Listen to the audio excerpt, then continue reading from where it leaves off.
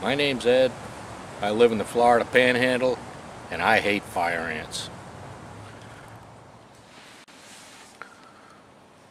Hello again, and welcome back to Fire Ant Follies. We're back at the fire ant mound that we've referred to as Fire Ant Mound number 3. And today we're going to test their ability to withstand another of Earth's natural disasters. We've already given these fellows hurricane rain, hurricane wind, asteroid impacts. So naturally, one of the larger, more potent natural disasters we haven't given them is a volcano. Now, I can't just summon a volcano and get magma to come to the surface right under a fire ant mound. So we're going to simulate this with that staple of grade school and middle school science fairs everywhere, the baking soda and vinegar volcano. What we've done to prepare the situation is yesterday I dug up a shovelful of their wonderful abode and dumped about maybe 2 pounds of baking soda down in there in a big pile, and then put the dirt back on top. And as you can see, they have recovered from that disturbance, and are now quietly going about their miserable little lives, which we're going to interrupt. Hopefully that baking soda is, kind of well distributed underneath there. It's still in a good area. And I've decided what I'm going to do is use a piece of PVC pipe, jam it in there, which will disturb them, of course, and then begin to pour vinegar down in there. So jamming the PVC pipe, well, let's say that'll simulate some of the earthquakes that precede volcanic eruptions.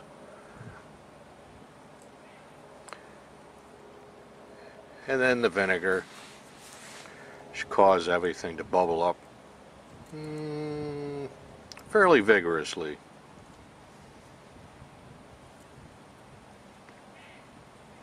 And to those of you who say this in no way simulates a volcano, I say, go find your own fun. I hate fire ants. I'll do anything to mess up their miserable little lives. So without further ado, let's begin. I'm going to take this PVC pipe, jam it down into the nest. That is, of course, going to disturb them. We're all going to start rushing out of there. And shortly after that, I'll begin pouring vinegar down in there. Now this is a very clear, very bright sunny day here in the Panhandle, which makes for a very harsh light for taping something like this. So I've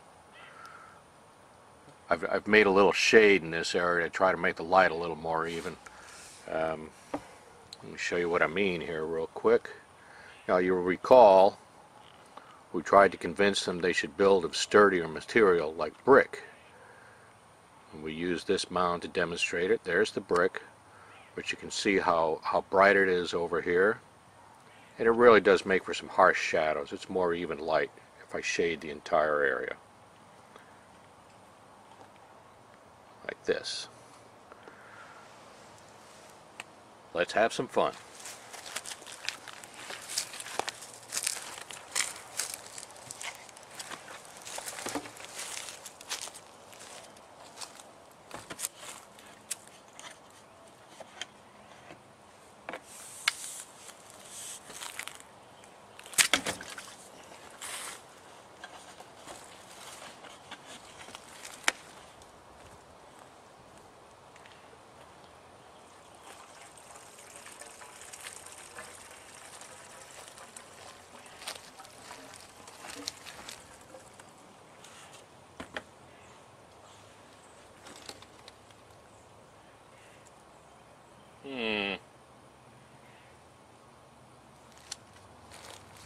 Not having quite the effect I was hoping for.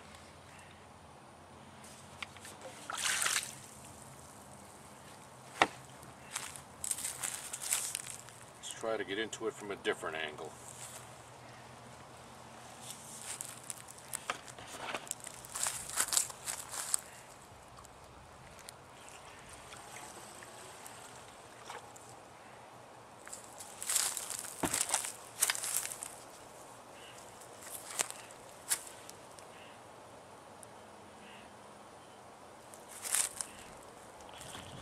There's a little bubbling action there.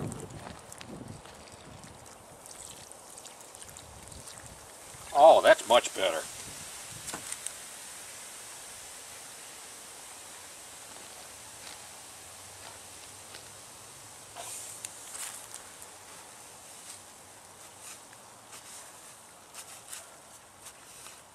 There's some of the baking soda.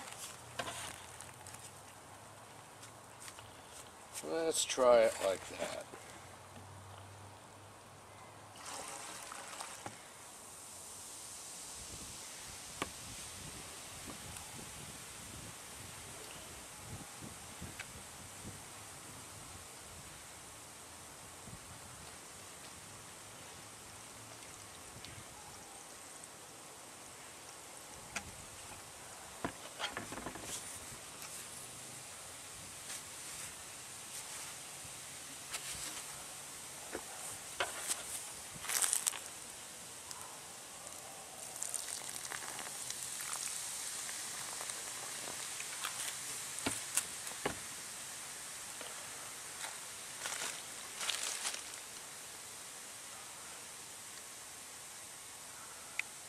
Really not quite the effect I was shooting for. I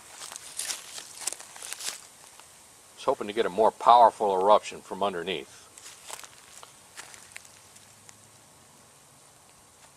Okay, I'm going to go get something else that might give us a little bit more of an active reaction. Moving on here, we can see how the vinegar and baking soda worked. We're going to try something a little more vigorous. I happen to have some hydrochloric acid handy, for whatever reason, and that will generally give a more vigorous reaction with baking soda. So let's give that a shot.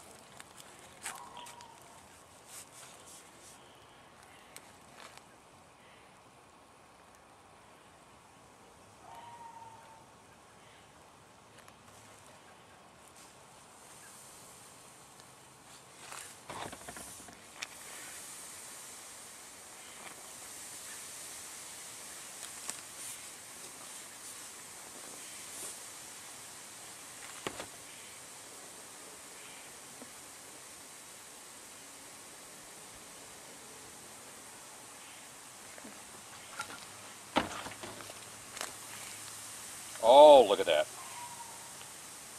Isn't that just wonderful? The terrified villagers are running everywhere.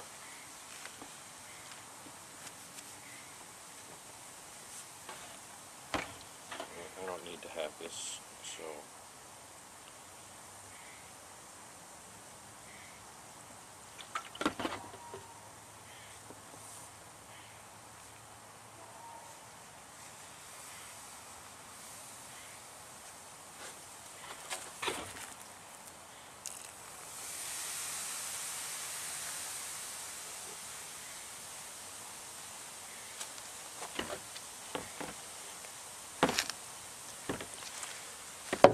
Oh well.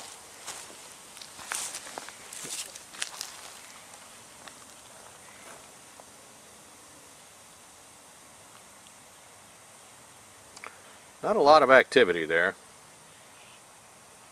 There's a few.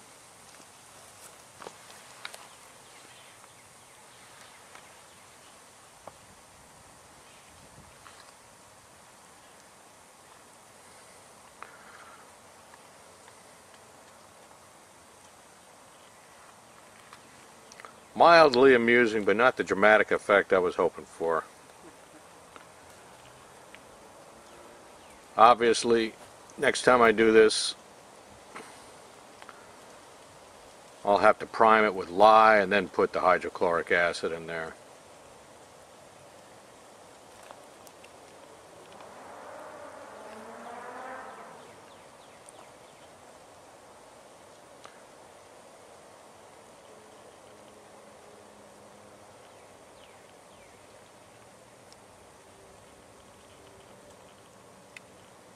See, the lava is still bubbling and steaming a little bit.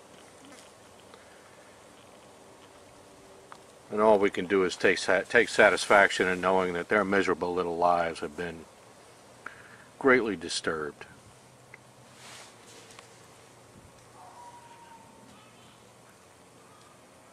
Well, I hope you've enjoyed today's activities.